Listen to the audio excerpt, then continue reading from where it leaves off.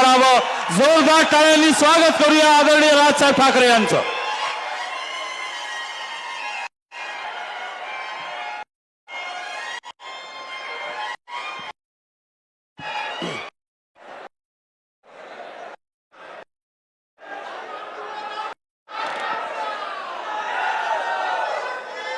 तुम्हाला आवाज येतोय का माझा?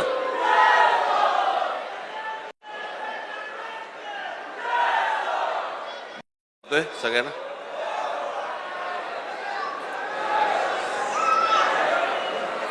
सन्माननीय व्यासपीठ आणि माझ्या जमलेल्या सर्व मराठी बांधवांनो, भगिनींनो आणि मातांनो,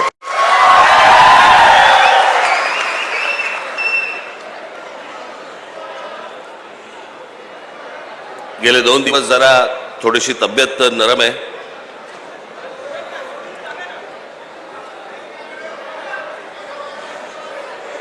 मी आज जो आत्ता इथे आलोय, मला सकाळी माझ्यात ताकद नव्हती. मी फक्त जयंतरावांच्या प्रेमाखातर, तुमच्या प्रेमाखातर म्हणून मी आज इथे आलो.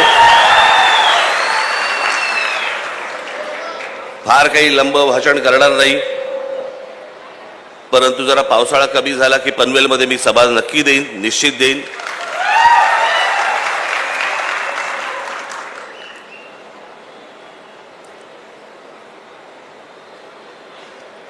कारण काय झालंय ते हल्ली डॉक्टर सांगत नाहीत. पूर्वीचे आजार कसे आपले ताट नाव घेऊन समोर यायचे, हल्लीचे येतच नाहीत.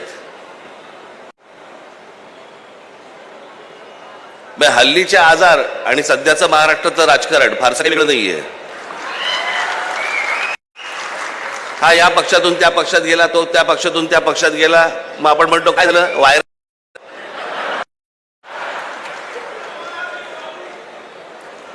हे सगळे महाराष्ट्रात वायर खूप फिरतायत.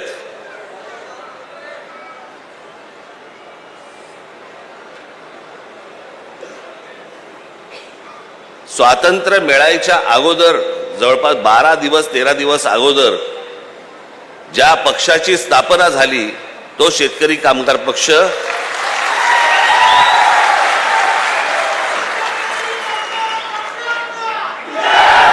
म्हणजे 3 ऑगस्ट 1947 ला स्थापना झाली आणि 15 ऑगस्ट 1947 ला स्वातंत्र्य मिळालं.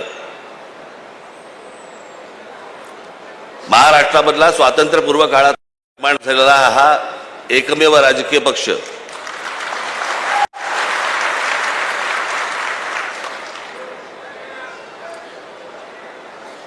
इतक्या वर्षानंतर देखील हे सगळं टिकून आहे, हे खरंच आश्चर्य आहे.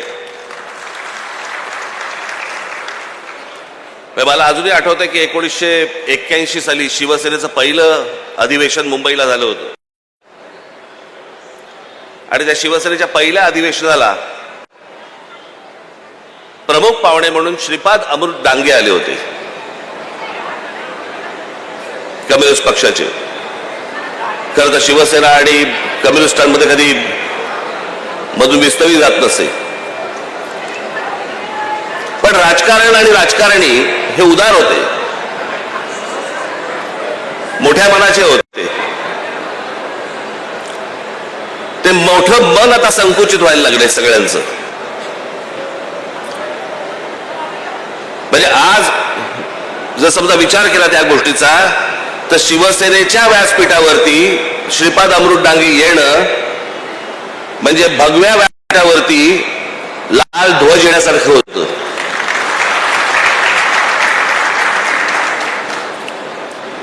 आणि आज लाल ध्वजाच्या व्यासपीठावरती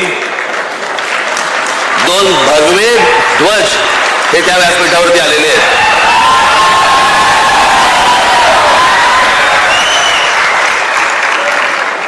जयंतरावांनी मला जेव्हा येऊन सांगितलं की तुम्ही यायला पाहिजे, आणि ते बाकी काय फक्त मराठीवर बोला, त्याच्यामुळे आता बाकी मला खरं तर शेका पक्षावरती खूप बोलायचं होतं, पण जयंतराव बोलले नका बोलू जा म्हणून त्याच्या मला काय बोलता नाही येणार होतं. उल्लेख शेतकरी कामगार पक्षाच्या व्यासपीठावरती मी पहिल्यांदा येतोय. नाही, दुसऱ्यांदा येतोय.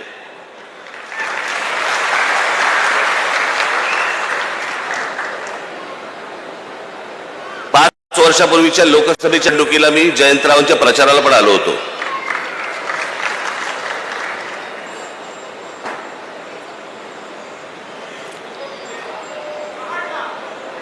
राजकीय पक्ष असतात, निवडणुका होतात, निवडणुका लढवल्या जातात, सगळ्या गोष्टी असतात. पण आजचा प्रमुख जो महाराष्ट्रामधला मुद्दा आहे आणि खास करून तो रायगड जिल्ह्याचा जो मुद्दा आहे, तो मला असं वाटतं तुम्ही सर्वांनी समजून घेणं गरजेचं आहे, पक्षाचा विचार न करता.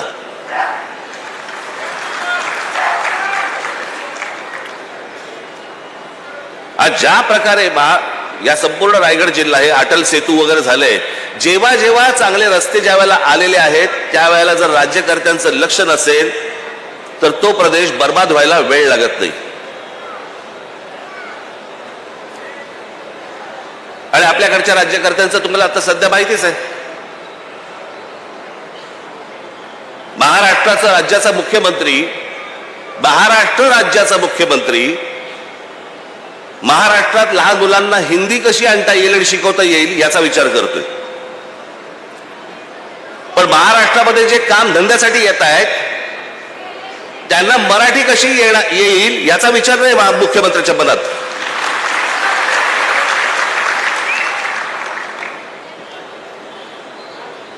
महाराष्ट्रामधला मराठी माणूस, महाराष्ट्रामधला भूमिपुत्र याचा विचारच नाही.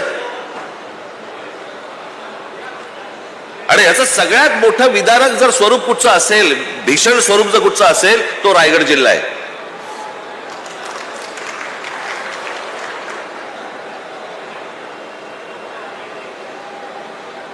आज या रायगड जिल्ह्यामधल्या अनेक शेतकऱ्यांच्या जमिनी चालल्या आहेत. कुठे चालल्या आहेत, काय चालल्या आहेत? जमिनीचे व्यवहार करणारे पण आपलेच, कुंपणच शेत खात आहे.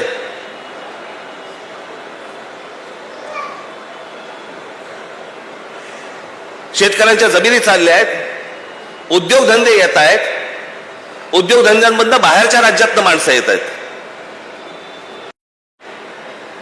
मी आज ज्या व्यासपीठावरती आलेलो आहे त्या पक्षाचं नाव आहे शेतकरी कामगार पक्ष. म्हणजे एका बाजूला शेतकरीही बर्बाद होतोय आणि दुसऱ्या बाजूला उद्योग जे येत आहेत त्याच्यामध्ये मराठी कामगार भरती होत नाहीयेत, बाहेरच्या राज्यातले लोक होत आहेत. शेतकरी कामगार पक्ष मग काय उपयोग? या रायगड जिल्ह्याची जबाबदारी जयंतराव तुम्ही हातामध्ये घेतली पाहिजेत. आणि जो शेतकरी आहे तो बर्बाद होणार नाही. या रायगड जिल्ह्यामधली मराठी तरुण तरुणी या उद्योगधंद्यामध्ये कामाला लागली पाहिजेत. याच्यासाठी मला असं वाटतं सर्व पक्षांनी काम करणं गरजेचं आहे. बाकीची राज्य बघा तुम्ही.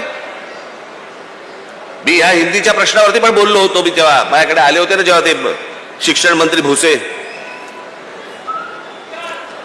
त्यालाही मी म्हटलं होतं, गुजरात या देशाचे पंतप्रधान आणि या देशाचे गृहमंत्री हे दोघेही गुजरातचे आहेत. अमित शहा एका त्यांच्या इंटरव्ह्यू मध्ये बोलले होते, त्यांना प्रश्न विचारला भाषावादावरती, तर ते बोलले पहिल्यांदा तुम्हाला सांगतो म्हणे मी काही स्वतः हिंदी भाषिक नाही, मी गुजराती आहे. देशाचा गृहमंत्री स्वतः ठणकावून सांगतो की नाही मी हिंदी भाषिक नाही, मी गुजराती आहे.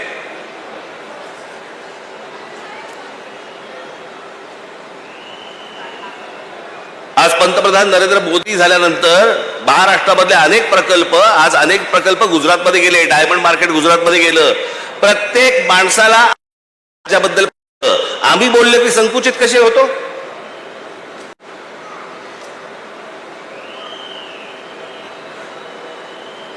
मी जेव्हा त्याला सांगितलं म्हटलं तुम्ही आता हिंदी आणायचा प्रयत्न करता, गुजरातमध्ये आहे का हिंदी? ते बोलले नाही गुजरातमध्ये नाही हिंदी. म्हटलं मग महाराष्ट्रात का आणताय? यांचं काय राजकारण चाललंय ना, मला असं वाटतं आपण ही गोष्ट नीट समजून घेणं गरजेचं आहे. राजकीय पक्ष निवडणुका येत राहतील, जात राहतील, सगळं होत राहील.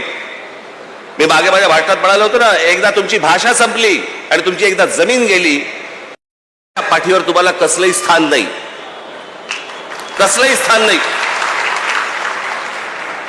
मी आता मुद्दा म्हणून तुम्हाला आता गुजरात मधली जागेची परिस्थिती म्हणजे शेती जमीन बघा, शेतीची जमीन गुजरात मधली काय परिस्थिती आहे. Gujarat tenancy and agriculture land act या कायद्यानुसार गुजरातमध्ये जे गुजरातचे रहिवासी नाहीत किंवा अनिवासी भारतीयांना शेत जमीन विकत घेता येत नाही. म्हणजे उद्या जर समजा तुम्ही महाराष्ट्रामधून जर समजा गुजरातला गेलात, तुम्हाला शेत जमीन विकत घेता येणार नाही. हे भारतामध्ये चालू आहे. हे आपल्या देशातच चालू आहे. ज्या राज्य आणि गृहमंत्री हे दोन्ही एका ज्या गुजरात राज्याचे आहेत, त्यांच्या राज्यामधली या देशातला कोणीही नागरिक जाऊन विकत घेऊ शकत नाही.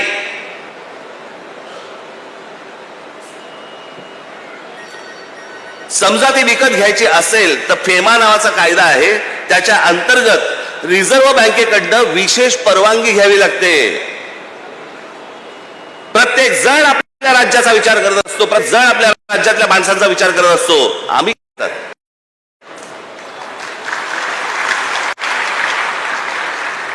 आज आमच्याकडे इथे रायगड जिल्ह्यामध्ये कोण जमिनी घेत आहे, कोण येत आहे, कोण राहत आहे, काय चाललंय माहिती नाही. ठाणे जिल्ह्यामध्ये आमच्या कोण येत आहे, कोण राहत आहे, कोण येते माहिती. जवळपास उत्तरेमधले अनेक असे धनदांडगे आहेत आज महाराष्ट्रामध्ये, कोकणामध्ये, खास करून रायगडमध्ये, रत्नागिरीमध्ये, सिंधुदुर्गामध्ये जमिनीच्या जमिनी घेऊन ठेवलेल्या आहेत. आमचेच लोक विकतायत. आमच्या लोकांना एवढंही कळत नाहीये की यातनं आम्हीच संपणार आहोत.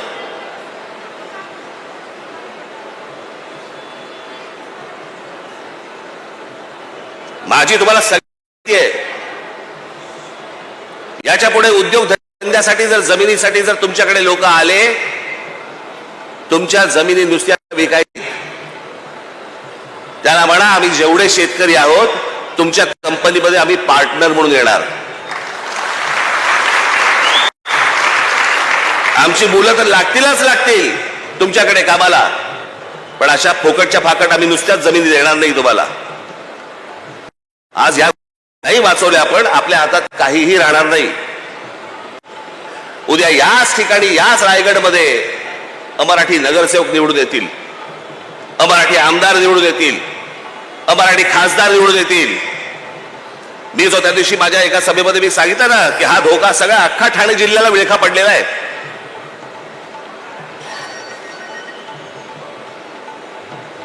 आज इथे विमानतळ येत आहे, इथे अगोदर एक पोर्ट आहे. कोण माणसं येत आहेत, कोण नाही येत आहेत. मला असं वाटतं आपण सगळ्या पक्षांनी विचार केला पाहिजे की या येणाऱ्या नवीन विमानतळावरती सर्वाधिक जवळपास 100% ही मराठी मुलं आणि मराठी मुली कामाला लागल्या पाहिजेत तिकडे.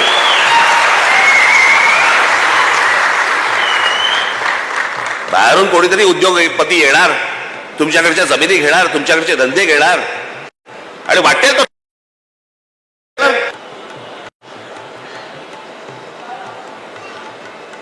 आता तुम्हाला म्हणे तुम्ही ह्या सगळ्या जमिनी आणि याच्यावरती म्हणे कायदा आणला राज्य सरकारने.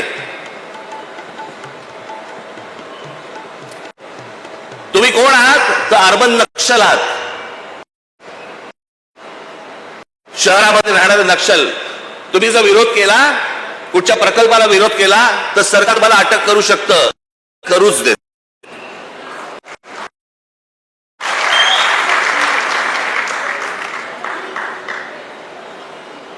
या महाराष्ट्रामध्ये मराठी माणसाच्या थडग्यावरती उद्योग नाही उभे राहणार. उद्योग आणायचे असतील तर मराठी माणसाचा मान सन्मान राखूनच तुम्हाला उद्योग आणावे लागतील, त्याशिवाय तुम्हाला आणता येणार नाही. कोण कुठे येतोय काही पत्ताच लागत नाहीये. कुठून रस्ता, म्हणजे या संपूर्ण राज्यामध्ये कोणत्या प्रकारची प्रगती होते, कुठून रस्ते निघणार आहेत, काय निघणार आहेत, फक्त मंत्र्यांना माहिती. का तेच ठरवणार आणि रस्ता व्हायच्या अगोदर तेच जमीन घेणार आणि मग या सगळ्या उद्योगपतींशी व्यवहार करणार आणि मग सगळे गब्बर होणार आणि मग निवडणुकीच्या तोंडावरती विषय गेला बाजूला, विचार गेला बाजूला, फक्त तोंडावर तुमच्या पैसे फेकून मारणार आणि तुमच्याकडनं मतं घेणार. एवढा एकमेव उद्योग महाराष्ट्रात सुरू आहे. कोणी त्याच्या खोलात जाऊन बघायला तयार नाही, कोणी त्याच्या खोलात जाऊन विचार करायला तयार नाही की याच्या पुढे काय होणार आपलं. थोडक्यात जमिनी विकायच्या, तुमच्याकडे काहीतरी चिटूर पिटूर काहीतरी येणार आणि मग ते पैसे आले की मग काढायला मोकळेच आहेत. सर्वाधिक डान्स बार हे रायगड जिल्ह्यामध्ये बंद झाले होते ना हो. मग अधिकृतरित्या एवढे डान्स बार हे सगळे रायगड जिल्ह्यामध्ये, तेही कोणाचे? तेही मराठी लोकांचे. म्हणजे इथून पिळला गेलात की डान्स बारच्या नादी लावून तिकडून घ्यायचं. अहो रायगड जिल्हा आहे ना हो, आमच्या शिवछत्रपतींची राजधानी आहे ना इथे. कल्याणच्या सुभेदाराची खडा नारळाने ओटी भरून परत पाठवणी करणारा आमचा राजा, त्याची राजधानी इथे असताना त्या डान्सबार सुरू आहेत. तुम्हाला पूर्ण भरकटवून टाकायचं. तुमचं मूळ विषयांकडे लक्षच नाही गेलं पाहिजे. वेगळेच विषय आणायचे. आता कालच माझ्याकडे कोणीतरी आणलं की आता काहीतरी महाराष्ट्र राज्य स्वतः गुजराती साहित्य संमेलन भरवतोय म्हणे. भरवू देत. व्यापाराच्या चोपड्यांमधलं पुस्तकाच्या चोपड्यांमध्ये लक्ष गेलं तर जास्ती बरं. पण हे काय चालू आहे? हे नुसतं गुजराती माणसाबद्दलचं प्रेम नाहीये. मराठी माणसाची आणि गुजराती माणसाची त्यात आपण काढू शकतो. काय काय करता येईल याच्यासाठीचे उद्योग आहेत, दुसरं काही नाहीये. त्याला वाटलं होतं की लगेच राज ठाकरे आणि बाकी सगळे संजय राऊत आम्ही सगळेजण रिॲक्ट होऊ त्याच्यावरती. होणार नाही. आम्हाला जे पाहिजे तेच आम्ही करू. तुम्हाला जे पाहिजे ते आम्ही करणार नाही. बिलकुल करणार नाही. ज्या वेळेला समजेल की तुमच्या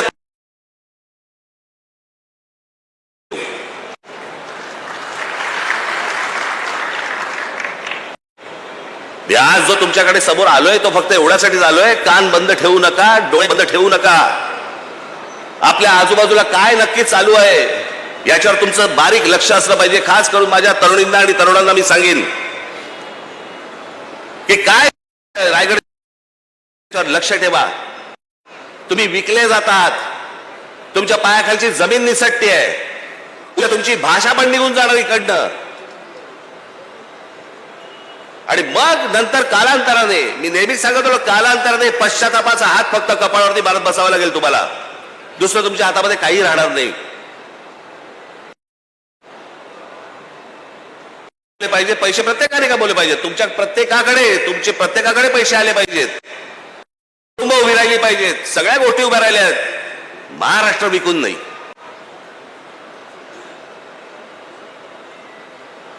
आज बाहेरच्या राज्यांमध्ये आपल्याबद्दलची काय बोलले जातं माहितीये? अत्यंत लाज वाटते मला. लाज. हे कोण आहेत लोक म्हणे? परचेसेबल कम्युनिटी. विकत येणारी माणसं, विकत घेता येणारी माणसं.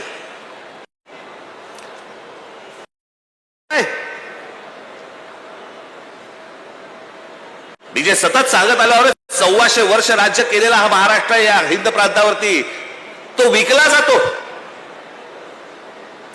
तो बिकाऊ आहे. त्यातली माणसं विकली जातात. आपलं सगळं जमीन बिमीन सगळं भाषा भिषा सगळ्या गोष्टी सोडून द्यायला तयार होतो महाराष्ट्र आहे. त्यासाठी पुतळे ठेवायचे शिवाजी महाराजांचे डेकोरेशन म्हणून. या गोष्टी शिकवल्या या माणसाने आम्हाला. म्हणजे फारसी शब्द या महाराष्ट्रामध्ये असू नये याच्यासाठी स्वतःचा राजशब्द कोश काढणारा हा माणूस, ज्याने तुम्ही मराठीत बोललं पाहिजे म्हणून सांगितलं, त्या महाराष्ट्रामध्ये आम्ही आमची भाषा विसरतोय, आमचं सत्व घालवतोय, आमचा स्वाभिमान घालवतोय. एक बाबासाहेब ज्यावेळेला होतात ना त्याला उरतात फक्त जिवंत प्रेत. तुम्ही जिवंत प्रेतांसारखे असता कामा नाहीत. हा महाराष्ट्र आहे. देशाला महाराष्ट्र, त्याची स्वतःची दशा होता कामा नये. तुम्ही जिवंत असलं पाहिजेत. तुम्ही मोठे झाले पाहिजेत. पण महाराष्ट्र होता कामा तुम्ही. इतरांच्या आहारी जाऊन नुसत्या फक्त जमिनी देऊन टाकायच्या. दुसरे उद्योग येत आहेत, बाहेरची माणसं येत आहेत. इथे महाराष्ट्रावरती तुम्ही विरोधात. अहो गुजरातमध्ये आता म्हटलं ना, दोनदा बिहारांना हाकलून दिले. पहिल्या वेळेला 20,000 लोकांना हाकलून दिले. 20,000 लोक. कोणी ते आंदोलन केलं होतं, तो काय नाव त्याचं आमदार,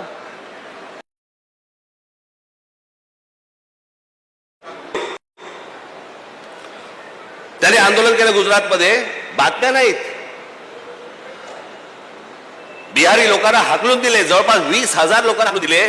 त्या अल्पेश ठाकूरला नंतर भारतीय जनता पक्षामध्ये घेतलं गेलं आणि त्याच्यानंतर त्या अल्पेश ठाकूरला मध्ये 20,000 माणसाला गुजरातमध्ये जर समजा सत्कार होतो, जेव्हा राज ठाकरे बोलतो तो संकुचित कसा असतो. आता पण म्हणजे आपापली राज्य कशी व्यवस्थित ठेवतात बघा, आणि आमच्या राज्यामध्येच फक्त हे गोंधळ घालायला येत आहेत की तुम्ही हिंदी शिकली पाहिजे, बाहेरच्या राज्यातल्या लोकांना घेतलं पाहिजे. या सगळ्या गोष्टी आता सुरू आहेत. माझी तुम्हाला सगळ्यांना विनंती आहे, मी ज्याला इथे सभा घेईन त्याला मी बाकीच्या इतर सगळ्या गोष्टी बोलीनच, परंतु आजच्या या जयंतरावांच्या आमंत्रणाच्या निमित्ताने तुमच्या पक्षाच्या वर्धापन दिनाच्या तुमच्यासमोर येता आलं. 2 शब्द तुमच्यासमोर मला बोलता आले. माझी तुम्हाला सगळ्यांना विनंती, हात जोडून विनंती आहे की जागे राहा, कान डोळे उडे ठेवा, सतर्क राहा, आपला महाराष्ट्र विकला जाऊ देऊ नका, एवढीच फक्त विनंती करतो आणि आपल्या सर्वांची मी रजा घेतो. धन्यवाद. जय हिंद, जय महाराष्ट्र. धन्यवाद साहेब. आपण आपल्या मनोगतातून मराठी माणसाचं आणि महाराष्ट्राच्या हक्काचं न्यूज चॅनल मराठी न्यूज 9.